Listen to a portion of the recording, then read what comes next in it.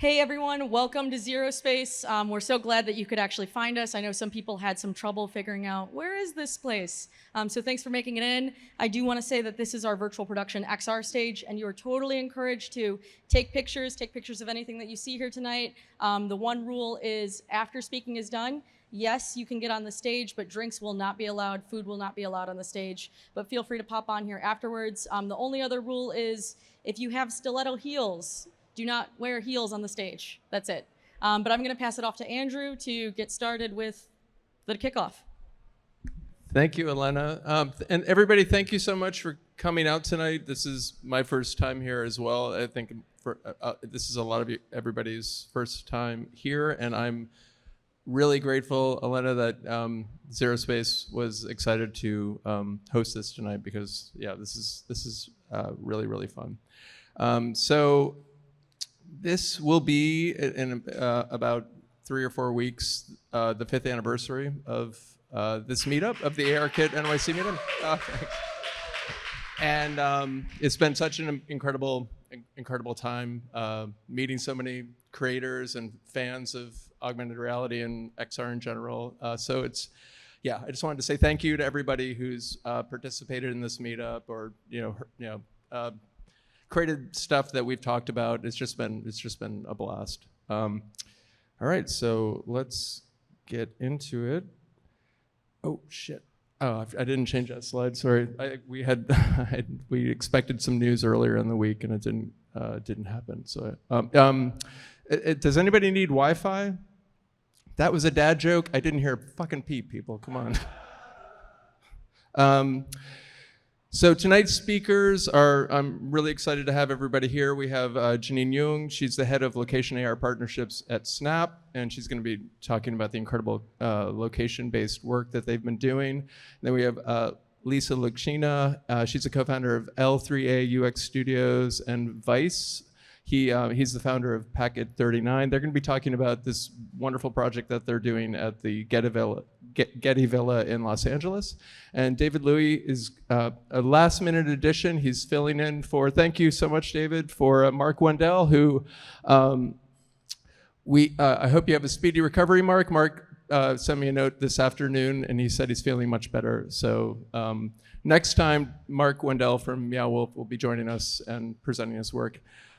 So David is going to be talking about his experiments with Midjourney, which is the whole text-to-image movement right now is something that I find really fascinating because I think that this technology is going to apply to anything digital in the not-too-distant future. So I think this is kind of the proving ground for what the capability is and what the downside of this might be. So it's really interesting to watch it develop. So to get into what's been happening lately that I've been following, I think we've all been following the lack of a headset announcement at WWDC, but there were a number of interesting new announcements around especially the room plan AR release, which I have a video of in a second. Has anybody not heard about the room plan AR API? You're going to see a video of it in a second. It's actually, you can just basically scan a room and create a 3D model of that space. Retailers will have a lot of fun with this. They actually, and they're also going to have broadcast quality video captures of AR experiences in iOS 16 and iPad, the new iPad OS. They're going to have more location anchors, and app intents is a significant improvement to the voice interactions, which I think will be a key component of how you interact on a headset. So I think that they're setting up more foundational elements that will be applied to that headset when it's finally released.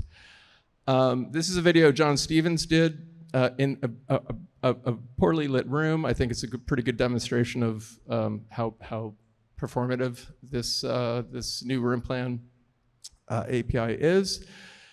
It exports into USDZ. You can get that into your preferred app however you want to.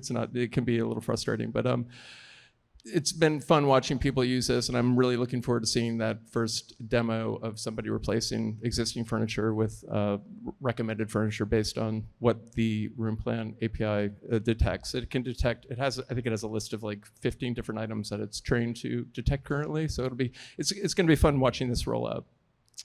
So while there was quite a bit of disappointment that we don't have more information about a breakthrough file type or the headset itself, we can always look forward to tomorrow, right? We have this bright dreamy future to look forward to. But I think that there's a lot of interesting stuff happening right now around location.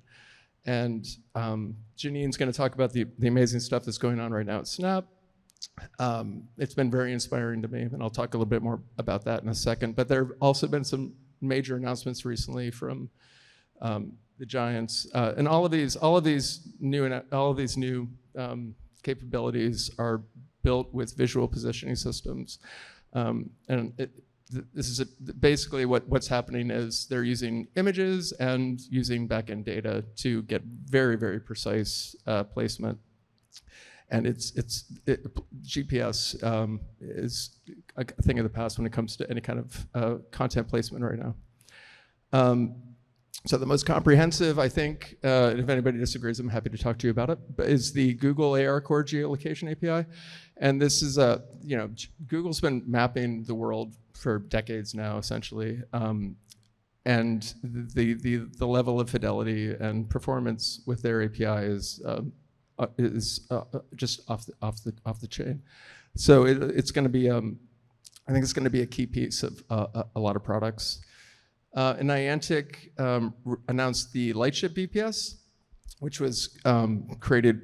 This was created using the 6D technology. They acquired 6D a couple of years ago. So what makes this unique is they're actually using player scans to create their map, and it's constantly updating based on the most recent scans. So it's pretty fascinating. This is an example by MechPilot. He works at actually the same company that produced this example at the Universal Studios in Japan. What I love about this, it's very simple, but he's just using Ladlon and elevation to get this thing on top of a vending machine, and it looks really good. I mean, it looks like it's actually sitting there, so it's pretty amazing. So I've been watching these announcements, and I found out about the custom landmarkers, which Janine will tell you all about in just a minute. And I was like, all right. I was walking my son to school one day. I was like, this would be fun on the walk to school. So I created this Spider-Man experience in Lens Studio, and it took me like an hour and a half. Like the most time-consuming part, and I think this is usually the case for any XR project, was the 3D model, setting up the 3D model. But the actual placement was a breeze. So I was like, my son and his friend loved it. So I said, okay, this could be a little more thoughtful. What if they're doing one word a week or one letter a week right now of the alphabet? So I said, why don't we just do the alphabet? So I created a project called, and why can I not see the video? No, I can't see it. Is there? Oh, cool. So, yep, there I am.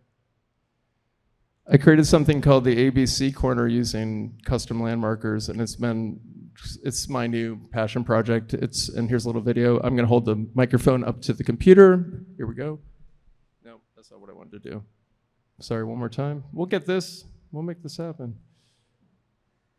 Oh, come on, baby. Go, here you go. All right. Yes. Oh, there's really no audio. There's.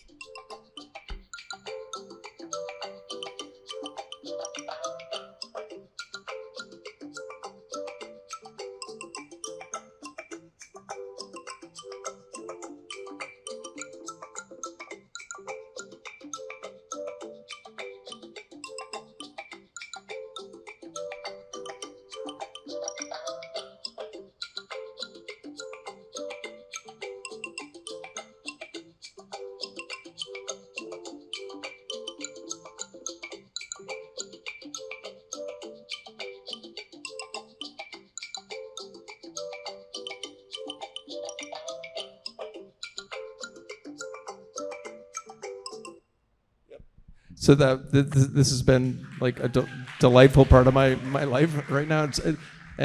Rory is my significant other. I'm sorry if this has been annoying to you in any way, but it's yeah, I can't stop. So it's what I've been thinking about while working on this is the idea of having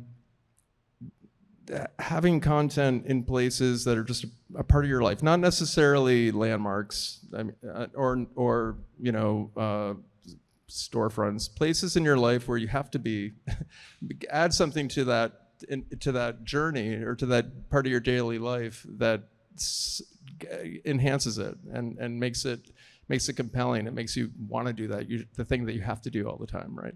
And I'm thinking of this as I'm thinking of this whole idea as, I mean, we call it location-based XR right now, but I think I think of it more as destination computing. And the idea is, when you think of the word location, it just feels pretty impersonal. But when you think of it in terms of a destination, it feels like intentional and it's craved, and you're compelled. You want to go to a destination. A location is like a scene of a crime or something. In my, you know, when you think of the word. So this is how I've been framing it. So, but anyways, thank you so much for letting me indulge a little bit. I haven't done it in a while, yeah, I'll let you all know when the entire project is done. And if you want to see it, you can ask me where the school is. I'll be happy to show you where it is. Just a couple of announcements. The LGBTQ plus VR Museum by Antonio Forster is going to be at the Immersive Tribeca Festival. I think it's June 11th through the 19th. If you want to scan that QR code, you can see the schedule and get tickets. I think it's only $20 for tickets for a 4-hour block to the Immersive Tribeca. So I highly recommend checking this out. She did this with I'm sorry, I don't know his first name, but T. Turkildson is one of the technical geniuses behind the project as well. They've been doing a lot of interesting work with this. Highly recommend checking it out. And I'd like to invite up to the stage now Rahel Demant. She wants to tell you quickly about, she is the founder of something called the XR Bootcamp. I don't know if anybody's heard of this. It's a great group out of Berlin, and she has an announcement she'd like to share with you. Thank you so much. I'm so excited to be here tonight. Such a great lineup, and I think we have over 100 people on the waiting list for tonight, so that's great. Yeah, so XR Bootcamp, we're educating XR developers from beginner level to advanced level. One of our advanced level students is actually also here tonight. And yeah, we actually last week at AWE, we did a great big announcement, because together with XRSI, under the leader of Kavya Perlman and Meta, who is sponsoring this initiative, we announced Beyond Inclusion. Because when you're looking, there's a big problem right now in the tech industry. That's if you're looking at the leading tech companies, 96% of leaders are still white and mostly male. And we want to change that. The XR industry, we are just starting off. We can really make a difference right now. So normally the XR Bootcamp is $7,000, but right now for the next cohort, we have the opportunity to get people in there for free. Like, it's a 100% scholarship for 15 people that Meta is sponsoring. So if you know anyone who wants to learn to code, who wants to get a job in the XR industry, we also have fantastic career services after this 5 months part-time bootcamp.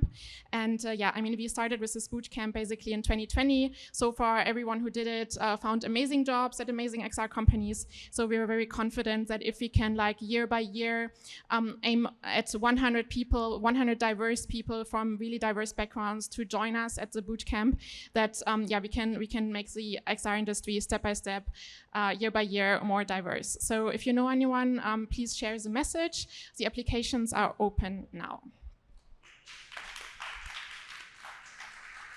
Thank you. And this, if you want to scan this and share it with anybody who you think might be interested, please do. All right, so I'm going to pass it over now to Elena Piech. She is going to talk about this amazing space, ZeroSpace, and she's also going to talk a little bit about her impressions from AWE, which she was at last week. All right, Elena.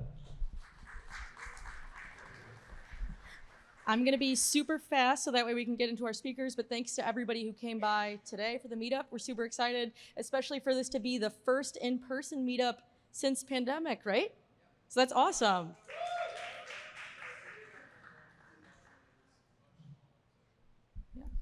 So super quick, just want to acknowledge the space that we're in right now. We're at ZeroSpace. We're a virtual production metaverse studio, and we're playing with, honestly, the latest and greatest tech and toys. So what we're on right now is our virtual production XR stage. After this, if you want, we can move around the camera, show some of the different things that you're able to do, and show off some other scenes. This scene, some of our team quickly put together for the Meetup. So I hope it's giving you like cool Apple keynote vibes, but cool. And then over there, we have a Vicon motion capture stage. Then we also have a full-on photogrammetry rig. And then we have a 45,000 square foot warehouse that we do for different events and marketing activations. So keep us on your radar. We're always doing new and interesting things. Really quickly about the history of ZeroSpace. Pre-pandemic, we were an in-person installation space located in Madison Square Garden, where we brought in dozens of immersive art pieces from artists all around the world. You pay $30 for your ticket, you'd see some amazing pieces, you'd walk out, you were happy. We were voted by Time Out New York as one of the best things to do in New York City in 2019, and we were doing pretty well. But when you're an in-person activation and a pandemic hits, you have to pivot. And so that is the space that we are all in right now. Going very, very quickly and some of the things that we do. So we have our virtual production stage that we're on right now, our motion capture stage. We work with virtual influencers and avatars. That green guy behind me is Mecca. He is one of the largest virtual influencers on TikTok, and he's a close partner of ours. We do immersive experiences and in-person activations, live stream projects with artists, creators, etc. Photogrammetry, NFT design, and Web3 projects. And that's quickly about us. If you want to learn more, there are plenty of members of our team, so feel free to talk to them about what we're working on. Super quick AWE talk, just things that I found interesting that I saw. First, just general trends. I would say hardware, honestly, no huge hardware breaks. We've all been reading about Magic Leap 2, talking about Tilt 5. I think give it another year and a half, 2 years, and we might see some more interesting AR-related hardware be released for people to play with. Haptics, definitely big this year. A lot of different haptic companies were at AWE, and I think that's kind of the next space in terms of where experiential is going. So you're not just only seeing it or hearing it, but really feeling it. Then also many metaverse platforms. So Andrew already talked about it in the opening about the new platform that was announced. Plenty more platforms to looking at how you can access something virtually and have it be really engaging and not just like a Zoom call, but actually as if you are in there. And then also light field 3D displays. So I don't know if anyone from Looking Glass is here, but they're based in New York. Sony had their display out there, which was really fantastic to look at. And those were just some of the other tech trends that I saw, and just some takeaways, themes. AR plus AI plus data equals context, and I think that that's kind of the next evolution of where the camera is headed. So being able to figure out in your environment and specifically give you content that might be either tailored towards you or tailored towards that environment that you're in. Accessibility and inclusion in design, so be that, like Rahel was mentioning, bringing more creators into the space, or just making the space more accessible to people, so it's not just people who have clear vision and clear hearing, but everybody can engage in this next wave of computing. TikTok Effect House, they're publicly available now for people to download and play with, and TikTok Effect House is not as advanced as Snap, just the view count that you can get and the ease of sharing content on the platform, it was pretty impressive. And then just shout out to my friend's app, Volume. It is an app that you can download on your phone, and it is for making volumetric capture, all powered by your mobile phone. It uses AI and neural networks to take the front of your body, then detect what the back of your body looks like, and it won the Augie Award for Best of AI. So download it, it's free, it's fun content, and now time for our speakers. So first speaker, Janine, if you want to come up.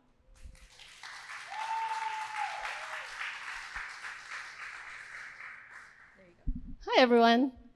I'm very concerned that Andrew thinks that location implies crime scenes. But, that's all right. I've actually always wanted to see an AR version of Law and Order, where you could sort of see each crime scene at every location in New York City. So that's an idea for anybody who wants to pick that up. So I am Janine, and today I would like to tell you a story about my dad. So my dad is a retired doctor in Malaysia, and he volunteers at a hospice in Klang, which is a city about 25 miles outside of Kuala Lumpur.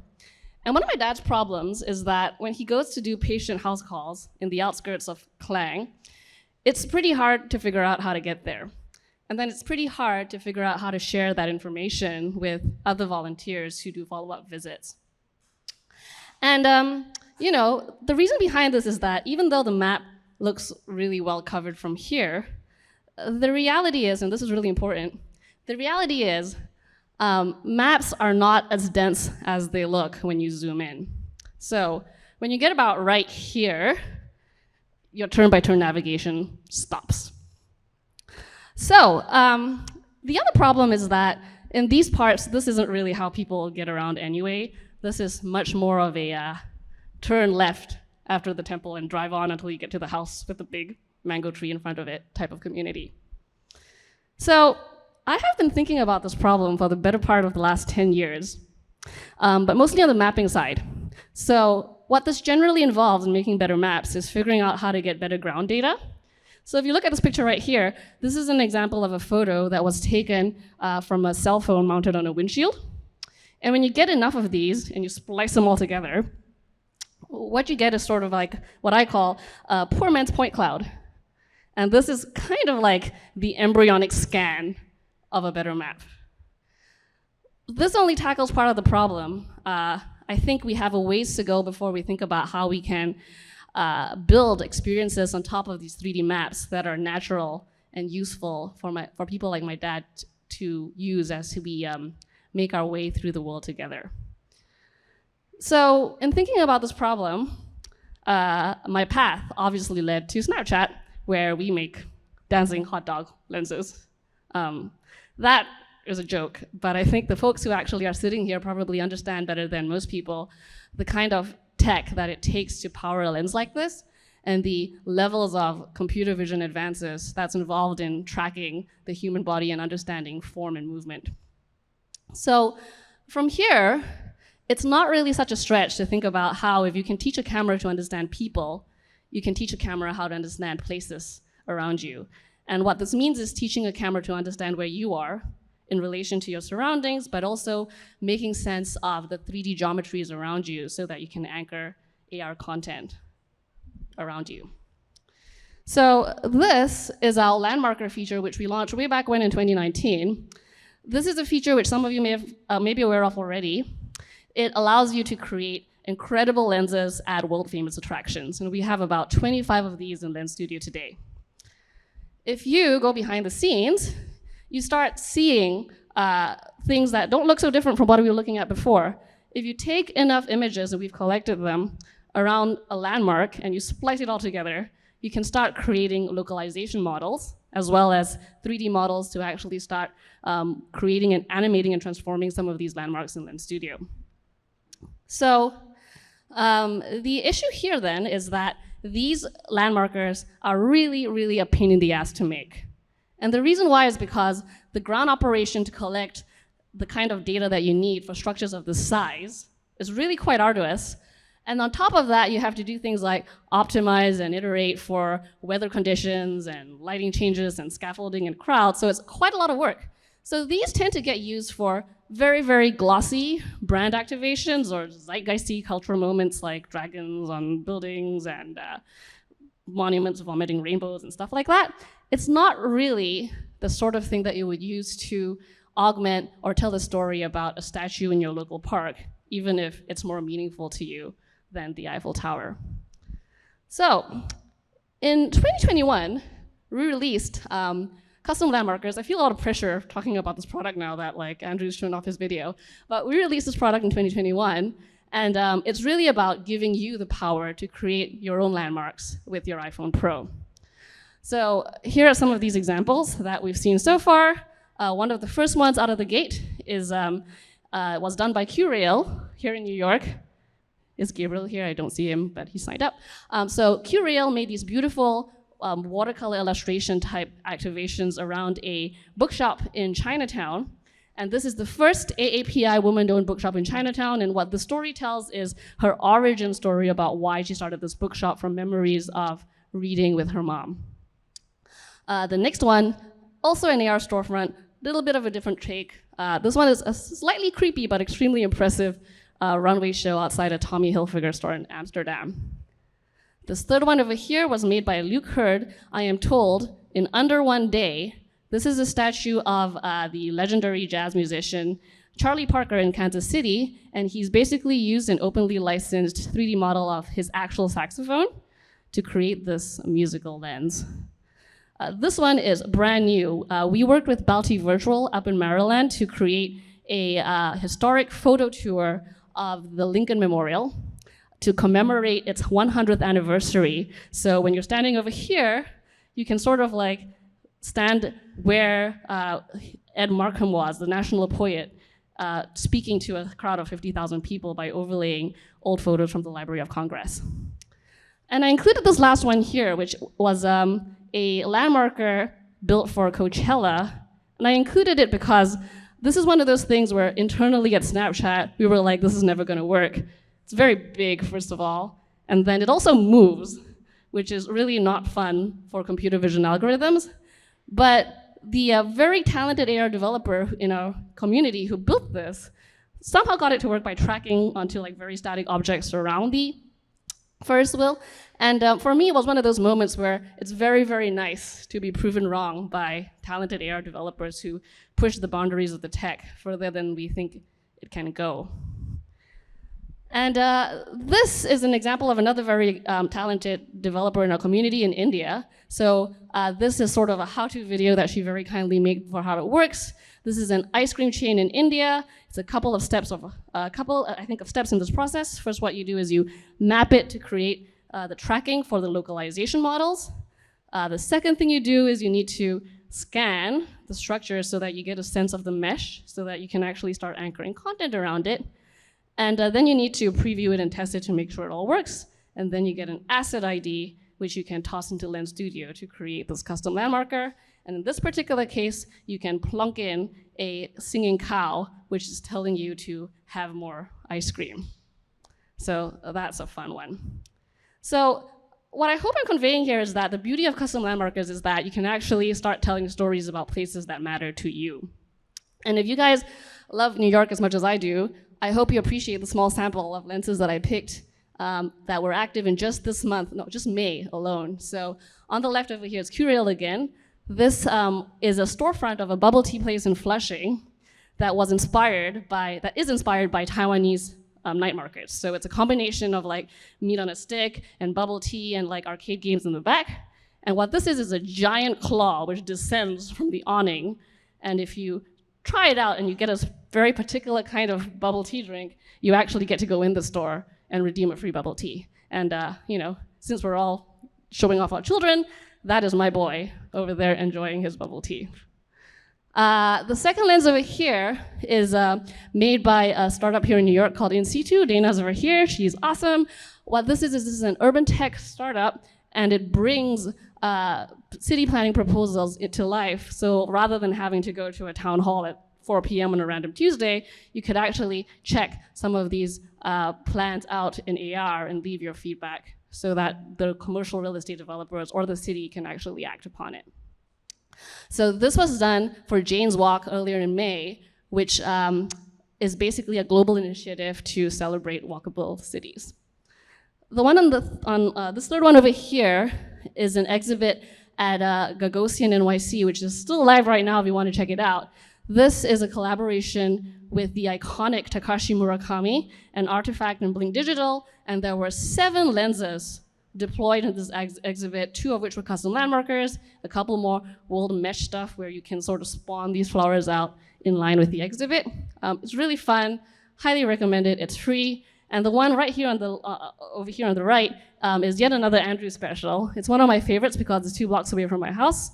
I didn't even know this bakery had a cupcake of the month, and now I do. And Andrew, as you can tell, is off making a happy custom landmarker club in Greenpoint, which I definitely appreciate. So there are more lenses like these in New York, in the works. And when you live in a city like ours, I think there's a story on every block, like even Staten Island. So I think like what we're going to do here is that if you want to take it to the next level, at Snapchat what we've done is we've just launched a new feature called City Landmarkers. And what this does is it blankets the entire area with 3D maps with localization. And what this does is it enables true city-scale AR experiences that goes beyond discrete portals and anchors. So what we're doing is we're launching this in London first, sorry. So it's live in London, and we're partnering with the Lego Group this summer to transform the city streets of London into a playground. And throughout the course of the year, we'll be lighting up more cities for people to build city-scale AR experiences. So this is London. And remember what I said earlier, some maps are not as dense as they look when you zoom in, but this is what it looks like when you zoom in, and this is pretty darn dense. So when you have something like this, what you can start powering is true city-scale experiences like this one. This is a prototype made by our friend Art over at Go Spooky, where you can actually overlay information. This is the POC of local business reviews to really understand what's going on around you in a seamless way. So when I look at this, it makes me think about where we started, which is this experience over here, which I think will really help my dad solve his problem. And it doesn't have to be very fancy. It just needs to be sort of this magical experience where you're sharing something with somebody who is literally walking in your footsteps. I'm under no illusion that anyone is going to prioritize high fidelity maps in the back roads of Klang, but I sure hope that the different strategies that we're employing will get us to a place where anyone can map places that matter to them and create location AR that matters to them. So this is my only plug of the night. We are having a Lensathon, Snapchat. So there are $140,000 in prizes to be won for interesting lenses that meet a certain criteria.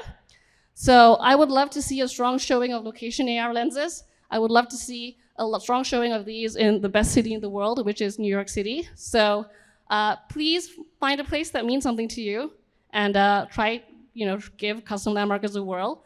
If you have no ideas, I have plenty. They are free. Come and talk to me, and I can be reached here. That's me. Thanks.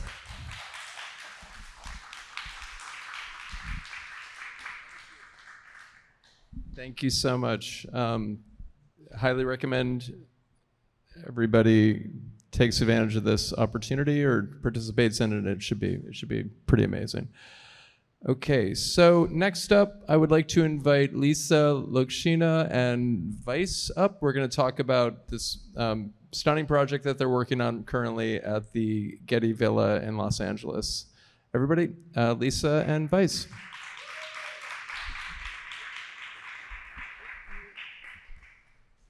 Thank you, everyone. Hey. Thanks, everyone, for coming in. It's very exciting to be in face-to-face meetup, finally. My name is Weis. This is my lovely associate, Lisa, and we're here to... I keep calling her an assistant. I'm not a magician, so she's not my assistant. And how do you press this? There we go. I am a developer, and I have my own little studio. Lisa is a UX designer. She also has her own little studio. We collaborate on multiple projects.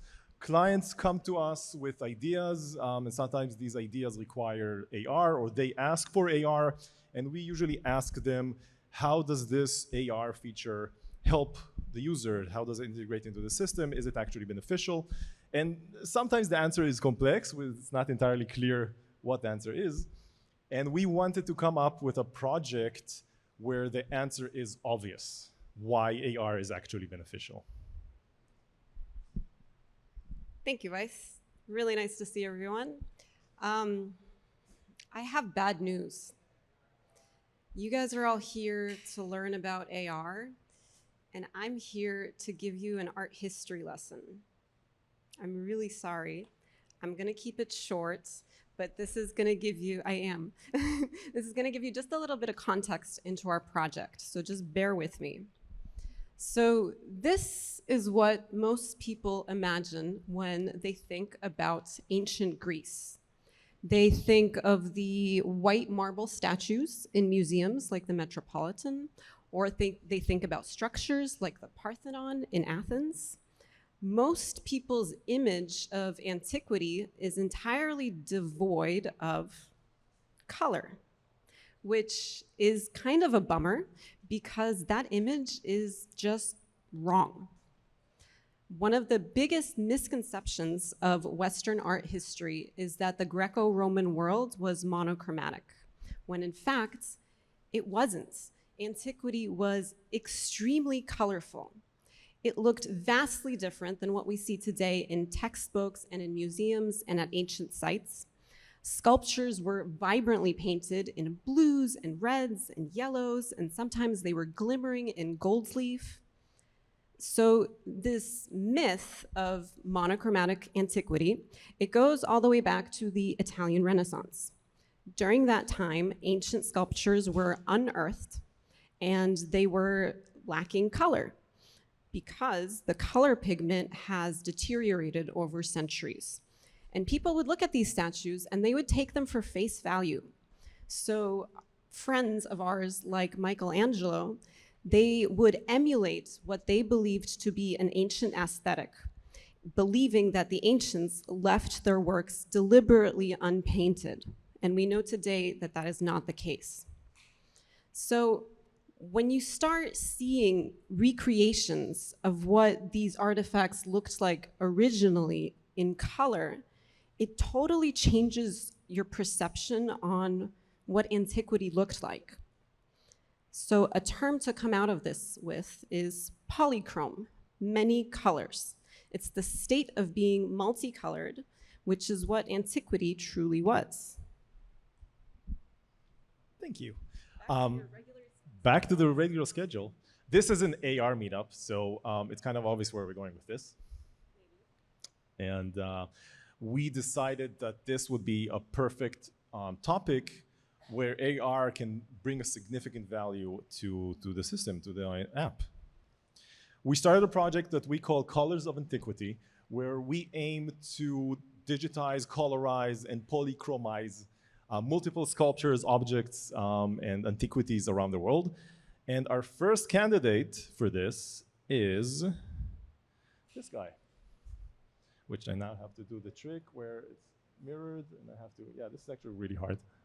Oh, there we go. So this is the Getty Villa in Los Angeles. Do you want to do the voiceover? Is there sound here? Years ago. Today, the statue looks very different than it did in ancient Greece. Originally, it looked more like this. Victorious Athlete in Augmented Reality offers museum visitors an entirely new way to engage with art. Using AR, the app reveals the statue's long-lost history. It encourages inquiry and rewards visitors with a deeper understanding and appreciation for this spectacular ancient bronze. Visitors can even see what the statue looked like when it was found in modern times. Before conservation, it looked like this. All of the digital reconstructions are based on rigorous research, references from literature and art history, and a few well-founded guesses.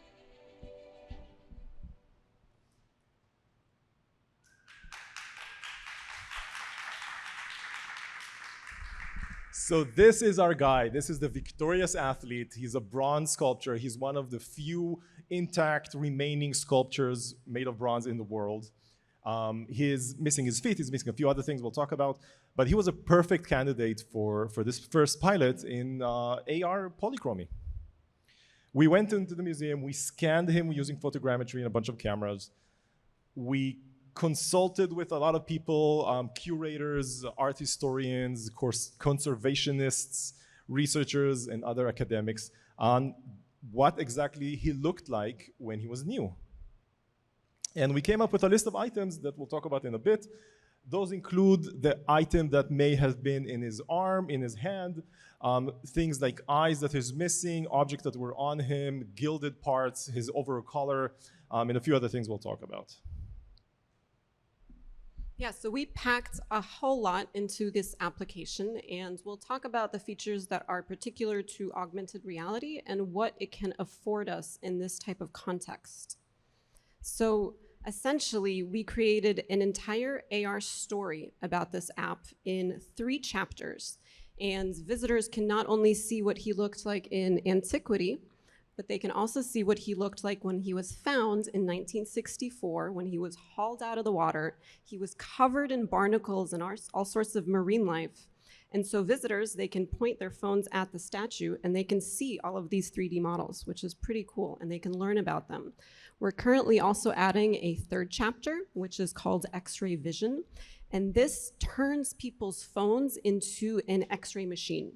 So you can use your phone, you can point at the statue and see what it looks like on the inside. And that's actually pretty cool because you learn that, for instance, most bronze statues are hollow. There's nothing in them. And this guy has a steel rod that goes all the way up his body to keep him mounted. And he's also made from parts, and you can see where the seams are.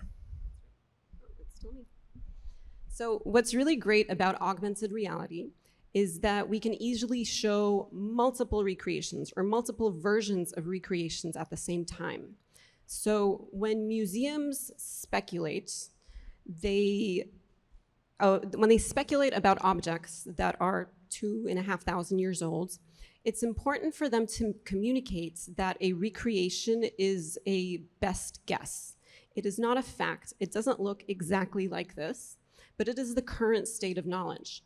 And so for us, it was important to support museums in this by emphasizing speculation over fact. So for instance, with our athlete, he's holding his hand in a way that suggests that maybe, just maybe, he had an object in his hand.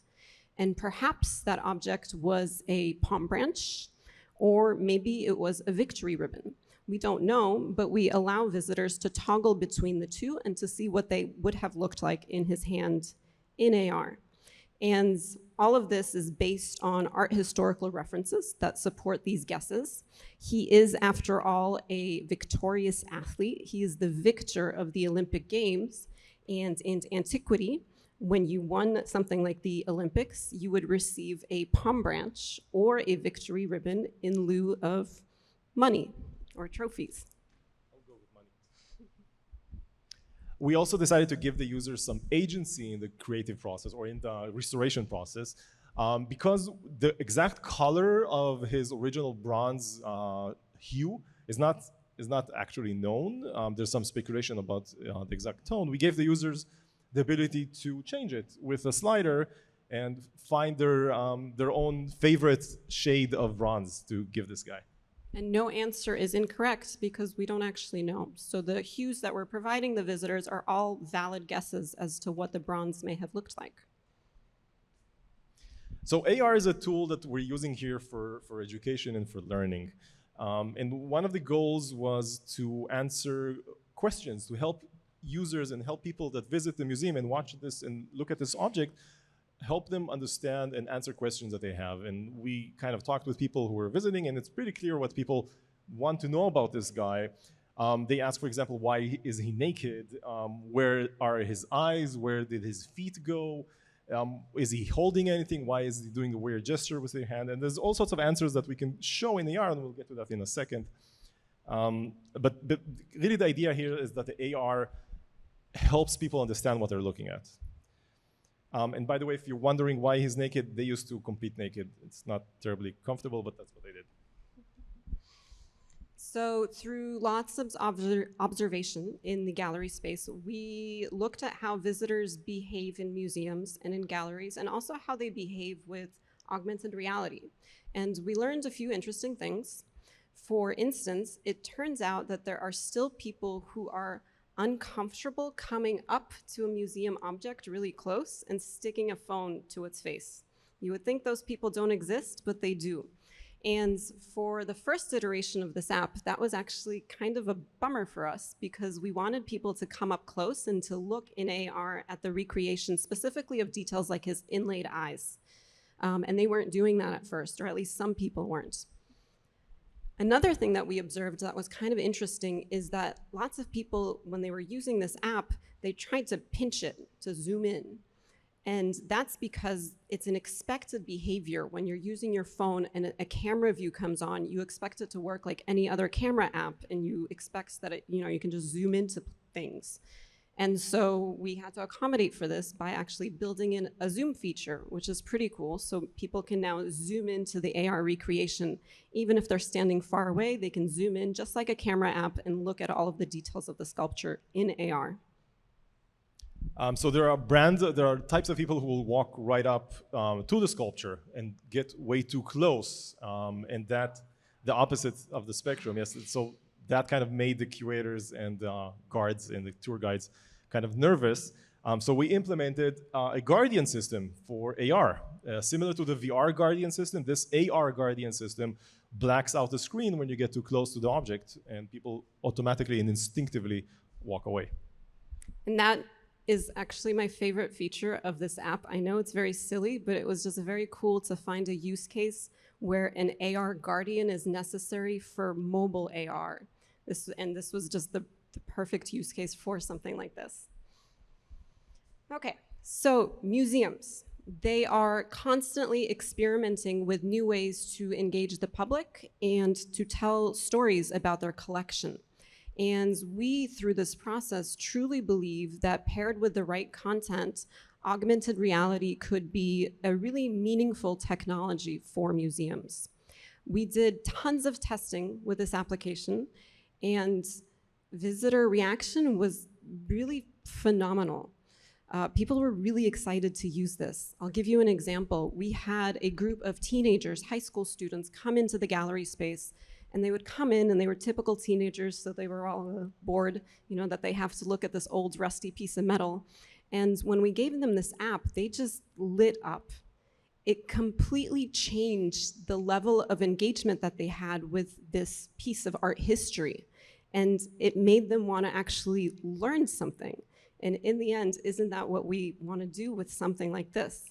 So that was very cool, and that was very satisfying. Yeah, they giggled at his butt all the time. They giggled at his butt, that is true. And then there were docents who would be doing tours in the gallery space, and they would tell us that, you know, before we'd come up to this object, and we would have to describe in words what this guy looked like, and we would have to tell the people on our tours to use your imagination. And we were able to actually provide them with a tool where they no longer had to use their imagination. They could just see the real thing, and they had this interactive supplement for their gallery tours. So this project really proved to us that AR can be a powerful tool in museums for both learning and for engagement. The museums are very serious places for education and knowledge and history. And our developer, which is me, is also a very serious person, but occasionally we need a creative or comic relief. We implemented a few Easter eggs into the app. One of them is that the sculpture will occasionally glance at you and watch you across the room, which was very funny. A few other examples of either bugs or features that didn't make it into the production or just plain old silliness. And that's it, really. So thanks for coming and listening.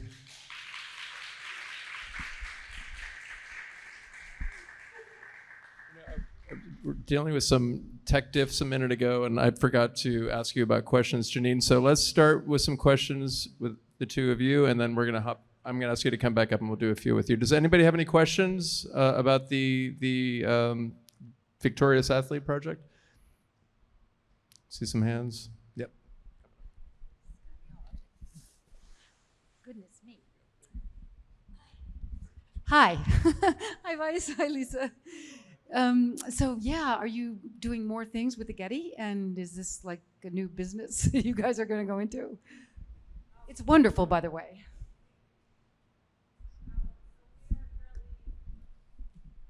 We are in the process of working with different museums and polychromy scholars actually to show off some of their research. So it is something that hopefully you will see more and more of from us in the future.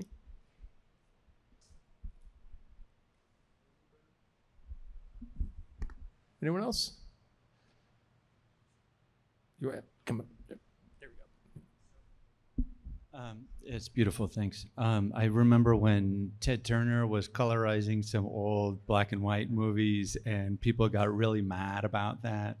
Do you have any anecdotes of people who were upset? I remember there was a review and art forum when the Getty first opened. I don't remember, I'm not old enough, but like it's still talked about that they featured polychromatic renderings and the public reacted negatively to it. So do you think now is the time and people are more accepting of this?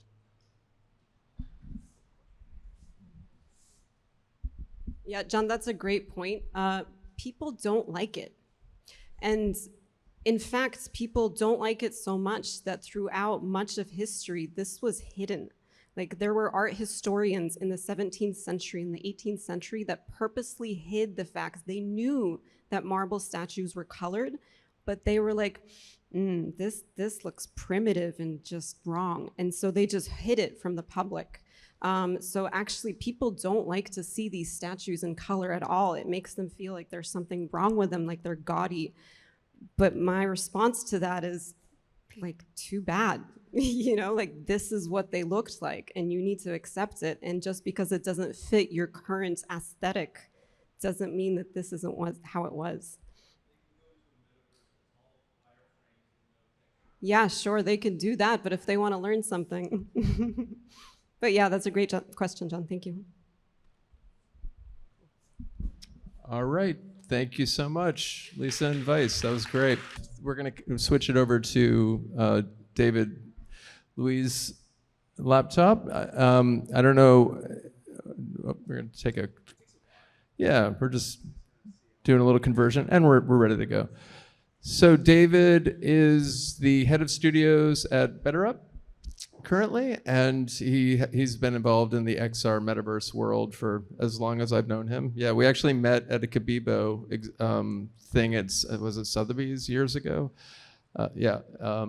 I think you had a normal shirt on. I remember vividly. I was like, "Who's that guy?" Yeah, still rocking the normal logo. And he tonight, so he's filling in for Mark Wendell from Meow Wolf, and I asked him if he could join us and talk a little bit about Midjourney, which he's been tweeting a lot about, and I've been loving following his tweets on this. It's text to images, so it's a pivotal thing, and I can't wait for you to share your experience. Thanks, Andrew. Can we just have another round of applause for Andrew and Elena putting this together for us in real life? How crazy is it? And also to like Lisa, Weiss, Janine, fellow Southeast Asian, I hope. Hi. And also, yeah, thank you all for just putting this together. I think being here in real life is really, really foreign to me now. I've been in front of Zoom for so long, and this is making me a bit nervous. But I'll get through this. First of all, thanks for having me here at all. I don't really belong because Mark is supposed to be here, so I hope my presentation will be almost half as good as what you would be talking about with Meow Wolf, so will suffice. I literally made this in the last half an hour, so let's see if this suffices, all right? So, all right, I'll be talking about Midjourney. Some of you might know what it is, some of you might not. I'll give you a very brief run through. But first, who is this strange guy talking to you very nervously? My name is David. Like Andrew said, I used to do a lot of VR stuff, and I kind of do. So I run the studios team at BetterUp, which is a mental fitness startup, and our team does a lot of emerging tech exploration. But what you're going to see today has nothing to do with that. This is literally like the last weekend where I've been obsessively into text-to-image AI models. I first found out about it when I saw this on Twitter. Heaven's Last Angel at Heaven's Last Angel put together this amazing thread of DALL-E 2. So for those of you who know DALL-E 2, it is an amazing open AI. So like GPT-3, you've probably heard of it. OpenAI made that. They also made DALL-E 2, which is this incredible thing. We can add text and it generates what you've put in. So literally this is a prompt, a still of Kermit the Frog in Blade Runner 2049. And like, holy crap, that looks really good. And as you go down the thread, and I highly encourage you to go check out the thread, it gets better and better. Like, it's legit good. And obviously, being the nerd I am, I'm like, I need to play with DALL-E 2. So if you work for OpenAI, please, and invite, please. However, DALL-E 2 is not the only text-to-image model out there. And in fact, another one that's really, really good is Midjourney. So Midjourney is like a little startup. They're not venture funded, but they're doing really well. And they work in a different tech stack than OpenAI's DALL-E 2 does. So I got access to it. Thank you, kind, benevolent person out there. If you're on Zoom, you know who you are. I'm deeply grateful. And I tried a little thing of my own, right? I'm trying to mash up pop culture and high culture, which is obviously something I can do. No, not really. But look, a scene in which the Muppets meet Terminated by Wes Anderson, you're getting pretty good results. The title image you saw just now is that. I'm an ex-art student, so I love Edward Hopper. The Avengers with Edward Hopper, not too bad. And actually, it gets better and better. Like the better you get at a prompt, the better the images come out. So Midjourney is no slouch. It's not DALL-E 2, but it's really no slouch. It can be pretty brutal too. This is just one of many Bart Simpson in Breaking Bad, photorealistic generations that it's gone. Because I loved the Ninja Turtles growing up, I wanted to see what would happen if Leonardo da Vinci painted Leonardo on the left, Donatello the sculptor made Donatello, bottom left, Raphael the painter painted Raphael the turtle, top right, and Michelangelo the turtle painted Michelangelo, bottom right. It does all this. It's crazy. Like the model, in case you don't know how it works, they basically trawl the internet. It feeds and learns on the internet, and it picks up everything that references these things, and you get things like my crazy mind, what my crazy mind makes. It's not perfect, right? So you have sometimes it doesn't get figures and faces right. I put in Michelangelo's The Creation of Adam with Disney characters. It got sort of like a off-brand Mickey silhouette. It got some sort of a goofy Aladdin thing. But this paint style does feel sort of Disney Michelangelo-esque. I put in a polar bear floating through space because I love weird shit like that. Directed by Steven Spielberg, and you have a weird polar bear monstrosity thing, right? So it's not perfect. I tried this. I thought it'd be funny because once upon a time I never could tell the difference between Michael Cera and Jesse Eisenberg. So it doesn't do faces too well. But I'm glad it painted a picture of them. But then there was a moment when I sort of realized that your prompts matter, right? How you parse them, how you sequence them, the words you use will affect what the output is. So this one, a dog, specifically a self-portrait of a dog floating in space, directed by Steven Spielberg, and you have this really compelling image of an actual dog in a spacesuit floating in space. And I was like, okay, there's potential here. Let's not write it off completely. And so the more I dug into machine learning models and GPT-2 and 3, which is something I played a lot with as well, I realized that prompt engineering is a thing. And prompt engineering is basically what you add into the machine to give you what you get. So it's, basically how you finesse the words to get the image that you want. I realized the more specific you are, the better it gets. So this is not exactly Barney, but it does look like an unemployed dinosaur drinking at a cafe. And it does look like it's painted by Edward Hopper. This is a really simple prompt, but holy shoot, it's really good. Harley Quinn, a portrait by Johannes Vermeer. If you told me this, if you hung this in an art museum, this is a really good concept art, good job. An ukiyo-e painting of aliens on the moon solving crossword puzzles. So I think my wife came up with this. Did you? Thanks, Lisa. She's right there.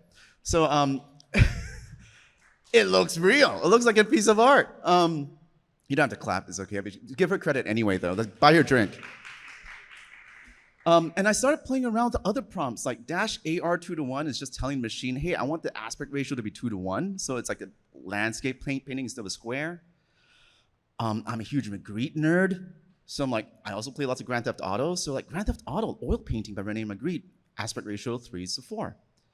And you start getting things that are fairly magical. I started co-dreaming with the machine, and my wife can attest to the 4 a.m. She was like, David, why aren't you in bed? I'm like, I'm playing with Midjourney, and she's like, is that porn?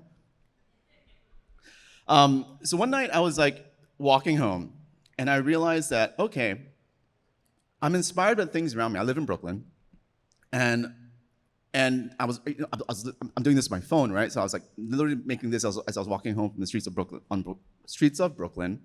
I realized it doesn't do photographs as well as paintings, but that's fine. Then I realized that specifically certain artists have certain moods attached to them. So I'm a huge Sargent fan as well. And he paints, turn of the century women a lot, photoreal. And so when I juxtaposed that with woman on the subway on her phone, this came up and like, this is really good. Like, so there's a certain mood to certain painters. Same way, like there's a certain mood with Muppets, right? Like there's something perpetually happy about Muppets. Even when I add a Rembrandt, like you can't get, none of these look sad. So me being the crazy person I am, tried to see if I can force Cookie Monster to be melancholy and have it painted by John Singer Sargent. And holy shit. This is the saddest version of Cookie Monster I've ever seen. And I started going mad. I'm wild. I started playing with every Muppet out there. This is the Oscar the Grouch in line, getting food stamps. I'm sorry. Elmo stuck in traffic. This is more of the Grouch getting out of food stamps. For the first time, I know what he looks like without his trash can. And it gets worse and worse. I'll I'll explain all this. Like, basically, my mind went down a really, really dark place. This is Big Bird slumped over, empty beer cans, a television behind, morose. A figure painted by John Singer Sargent, Craig Mullins, also known as Peter. Oof. That's one heck of a drunk Big Bird. Elmo staring into the mirror, a reflection, messy toilet, melancholy. City apartment, nighttime, painted by John Singer Sargent, Craig Mullins, aspect ratio 2:1. Oof. The machine generated this. This is an image of Elmo grown up looking at a reflection of himself as a kid. I had nothing to do with that. This is literally what I went in. But the machine decided that in order for it to be melancholic, Elmo needed to see a reflection of his younger self. This is what the machine made, and I'm blown away. 4 policemen hitting a trash can by the side, Oscar the Grouch, his family, melancholy. A small one crawling, paint on oil by John Singer Sargent, Craig Mullins, aspirational 2:1. Oof. This is a picture of, I'm guessing, Oscar the Grouch being evicted from his trash can while his family looks at him on the side. There's a little tiny guy by his right, or by his probably partner's right. It's brutal. And then I realized that, the things I'm writing, they're poetry. I mean, it's not very good poetry, but the machine seems to love it. It's machine poetry. That, sorry. That I realized, okay, as you think about the things I show you today, like, it's like, oh, is this the death of concept art? Is it a death of artists? Like, do we have to, like, if you went to art school, oh shit, do I need to worry about getting a job? And a little bit, I think. But I see this as an opportunity to sort of reinvigorate another kind of art that we've known for a long period of time, and that is the art of words, of language. Like, if you know how to finesse and juxtapose words together in a way that it evokes an emotion in a way, I mean, I think that's poetry. And I think that sort of resonated, at least with Midjourney as well, to create these sort of paintings. So if you're an artist out there, basically don't despair. This is a tool you can then use to inspire yourself. The same way it inspired me in ways I had not thought of. Like Elmo looking at his younger self, I mean, that's brilliant, kind of, really. I taught art a little bit as a TA, and this just feels like this is an assignment I gave to one of my students, and then the students just sort of gave that back to me. So it's not like, I don't know, it's like a real new relationship I found super compelling. Anyway, do not despair. This is a tool, and it's going to be a powerful new one, and I urge all of you to try it best you can. All right. So my wife is a John C. Reilly fan, so I thought John C. Reilly as a Han Solo portrait. So this is for you, Lisa. But also, thank you so much for having me here. My name is David. Thank you.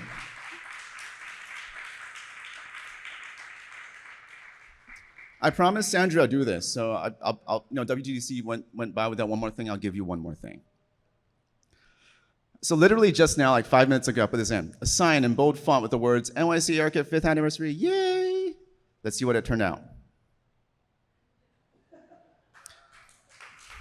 Doesn't do words too well. Well, I tried again. I tried a different word. The words happy 5th anniversary NYC ARKit Meetup on a sign. All right, pretty good. Close enough. Thank you. If you're in Zoom, please don't hate me. All right, wow. I think you made a RoboCop toilet plunger banana combo. That's also a statue of David. 97%. I can't wait for it to zoom in, and then we can zoom in and take a look. All right.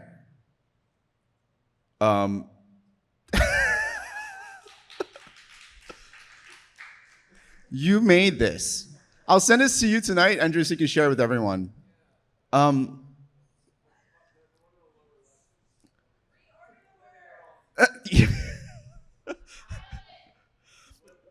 right, why don't I scale one of them? So why don't we pick, which quadrant do you want me to scale up? All right, overwhelmingly top right. Let's do it. Top right is U1, U2, so U2 upscale. So this takes a little bit more time. It does look like it's rendered in Unreal.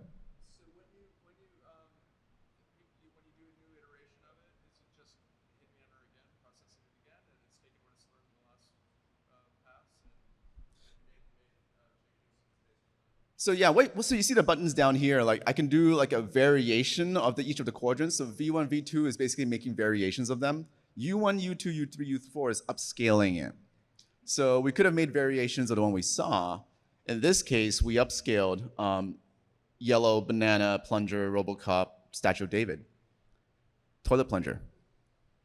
I mean, he looks like the toilet itself. He is the plunger. I mean, it does look like it's made in a real engine. So there you go. I mean, this is incredible, right? Like literally a string of words created something that's... Yeah, so what's gonna happen, Rory, I believe, so we're gonna I'll do that as well. Like you'll see that the output will be different anyway, but it's the same as, I feel, okay, let's try it. You know what, David, shut up. Let's just try it. Wait, this is 100% almost done, so I'm gonna zoom in and y'all can see this. And again, I'll share this with you, Andrew, so you can share with everyone. Oof. Oh, what happened to you, RoboCop? What happened to you? But yeah, the reflections, it does look like it's Unreal though. Look at that. All right, so let's switch it around a little bit to test the theory, all right? I probably need, no, don't switch device. All right, so let's say statue of David. I think the first section sort of gives it a bit more prominence. The meta, let's say toilet plunger. I'm gonna have to type with one hand, sorry, because I'm holding this thing. RoboCop. The metaverse. And evil banana. Evil banana. Unreal Engine.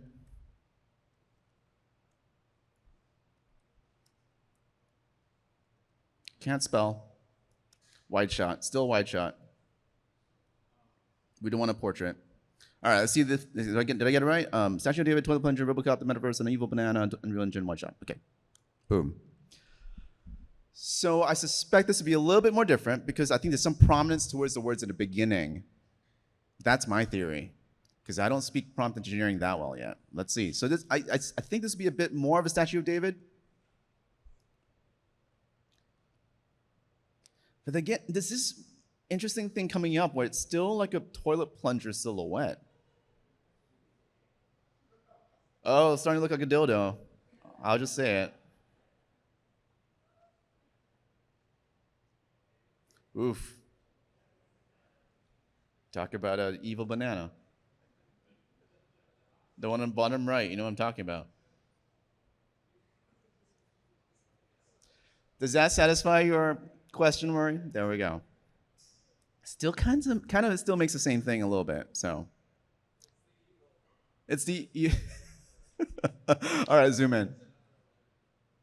Ooh, well, this one does look a bit more like, a massager. All right. Thank you all for having me.